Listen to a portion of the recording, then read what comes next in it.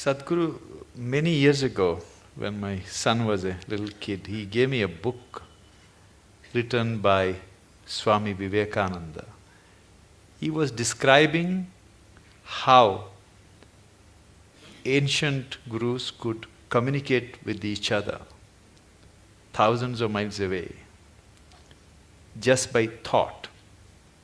It's like a modern internet, how one computer can communicate with another computer in US or Europe, anywhere. Do you believe that human mind can be trained to influence another human mind or people's mind who are far away just by tuning our mind to the right frequency? Can it be trained? Can we learn that art?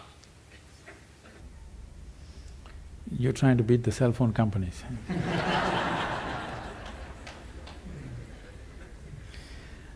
It's not just about the mind. See, when we say mind, the English word mind is only generally referring to only the thought process. Thought process is the most surface element of your mind.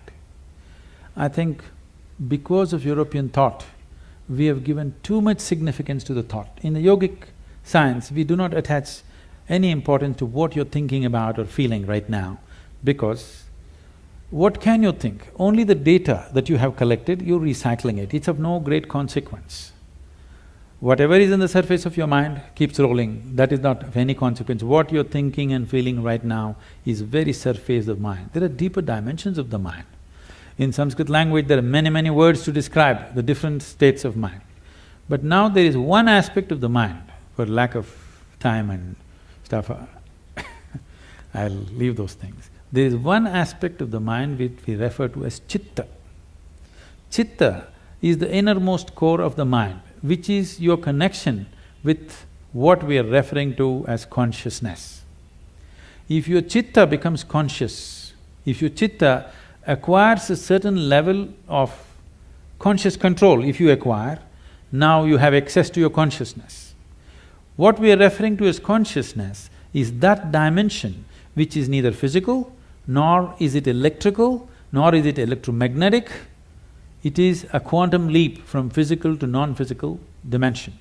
A non-physical dimension being the lap of the existence. It is the non-physical in whose lap the physical is happening. Physical is a small happening. In this cosmos, not even 2% or not even 1% is physical, rest is non-physical. This non-physical dimension, in the yogic terminology, we use a specific sound which is connected with that dimension. Today it's all very highly distorted. We call this Shiva. That means that which is not. When we say Shiva, we are not referring to some man sitting up there. We are talking about a dimension which is not, but it is in the lap of this dimension, everything that is happens. So if your chitta becomes even mildly conscious, your ability to not only communicate an idea or a thought, even to deliver something is possible. Physically deliver something is possible. So, is it a possibility? Definitely it is. Right now, can we teach it to all these people? In theory, yes. But are they willing to work towards it? That's a question mark. One big problem is, our education systems are such, we have glorified our thought to such a place. First, to bring that down itself will take time. To make them understand the stupidity of their thought, it will take a whole lot of time. Because everybody thinks they're smart, but actually the smartest thing about most people is their phone.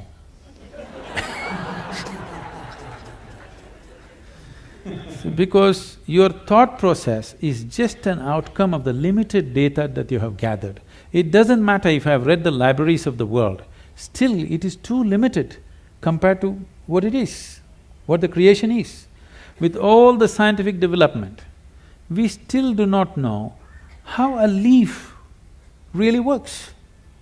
We do not know how a single atom in its entirety we do not know with all the scientific exploration.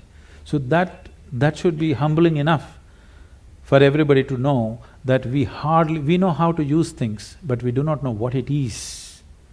it will take lifetime of attention to even grasp the fundamentals of what it is.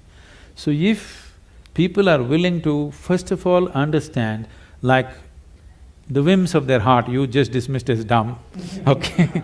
If they also understand the so-called smartness of their thought process and emotion is quite dumb, now it becomes easy.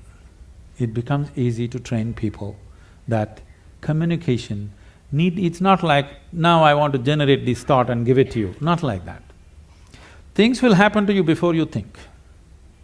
What is best for you will simply happen to you even before you articulate in your mind. You don't have to ever think what you want to become, how you want to be. Life will just arrange itself. An intelligence beyond what you can contain in this bone box starts working for you, and it'll work. You heard of Ramanujam and others just opened a window with their Devi, and he becomes that kind of a mathematician, which is, even today after 1 century, they're still trying to figure out what he said. And the mathematical calculations that he gave is the backbone for describing the black holes in the universe.